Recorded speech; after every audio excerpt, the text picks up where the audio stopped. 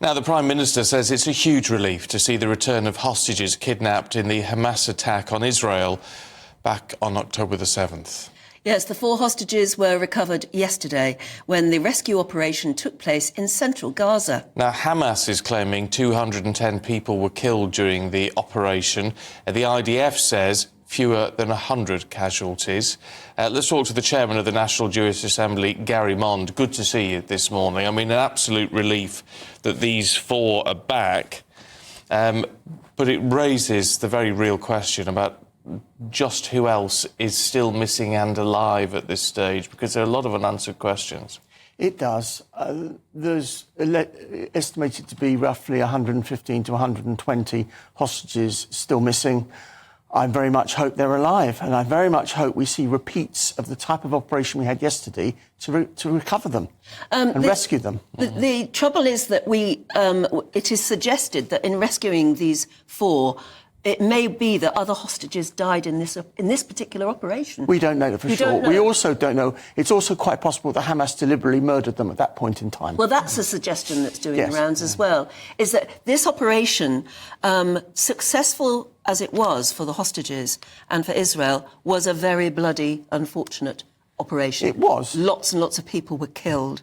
Yeah. And in retaliation, Hamas may well murder other existing hostages? That's quite possible. But as regards to the Palestinian civilians who were killed, their blood is on Hamas's hands. If October the 7th had never started, none of these people would have died.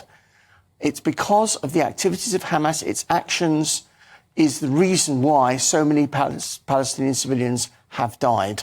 Of course, one mourns the blood of any innocent people. But when you have a situation which is quite frankly a war, this is going to happen, and their blood is on Hamas's hands. Is it in terms of the potential loss of other hostages in this operation, or what might happen subsequently? Is that a price worth paying? I mean, it's a crazy question in a way, because at what point do you say, well, we're not going to continue Israel these is going to do all it can to rescue its hostages going forward, without a doubt.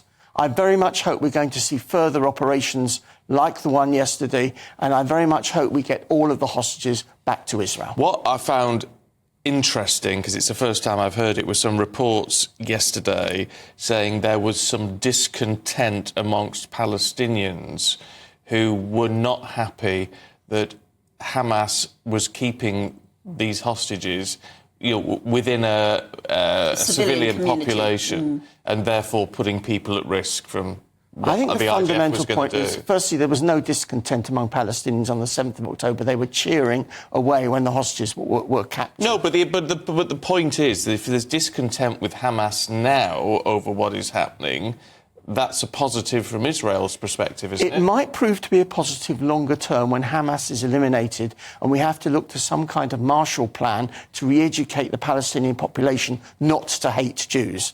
There is a potential positive in that regard. What do we know thus far that these 4 hostages have said about their time being hostages?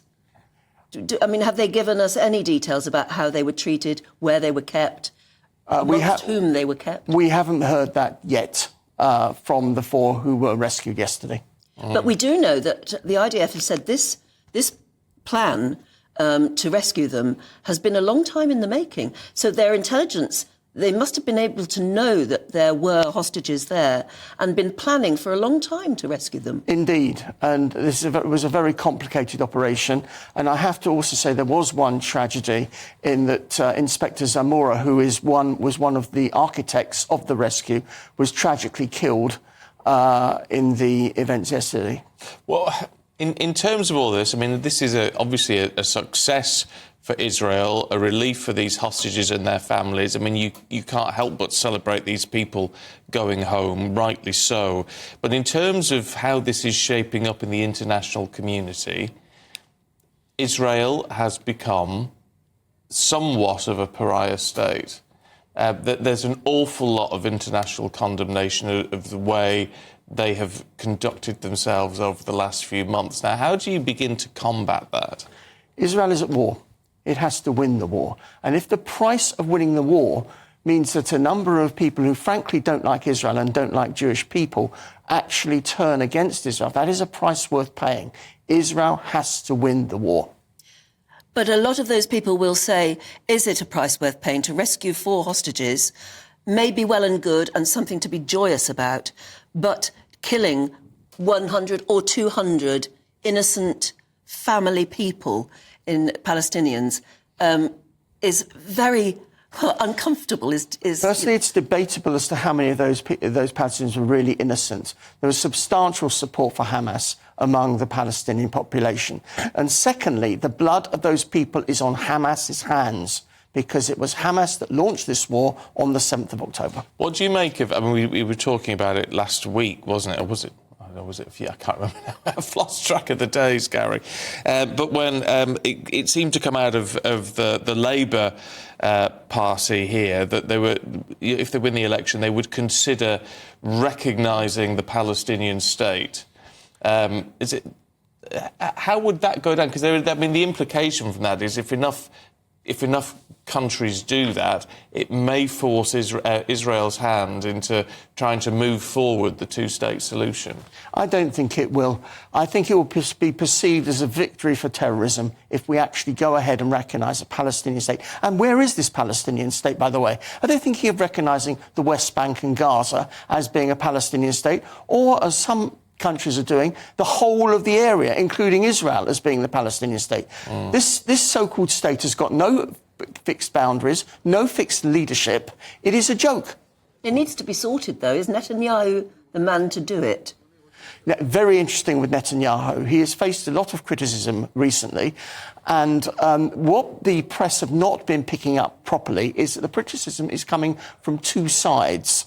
On the one hand, you've got those Israelis who are very unhappy that the hostages are still being kept, and they must do, and the government should do everything to get them out, even releasing 20,000 Palestinian terrorists, and even more than that.